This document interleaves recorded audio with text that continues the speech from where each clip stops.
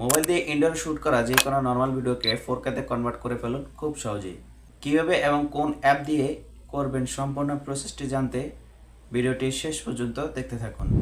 So প্রথমে CapCut অ্যাপ্লিকেশনটি play store থেকে ইনস্টল করে নেবেন। ইনস্টল করার পর ওপেন করবেন। এটা আসার পর আমরা আপনি প্রজেক্টে টাচ করে ভিডিওটি অ্যাড করে নেব।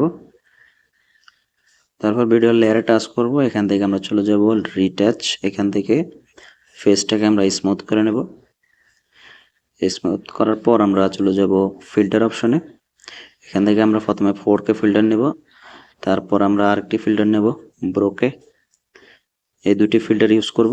আপনি চাইলে অ্যাডজাস্টও ব্যবহার করতে পারেন। দেখুন ভিডিওর মধ্যে একটু পরিবর্তন আসছে। তারপর আমরা এক্সপোর্ট অপশনে ক্লিক করব। অ্যাপস এখান থেকে আমরা 4K করে নেব। তারপর AI আল্ট্রা এইচডিতে এটাকে ইনহ্যান্স ভিডিও কোয়ালিটিতে সেভ করে নেব।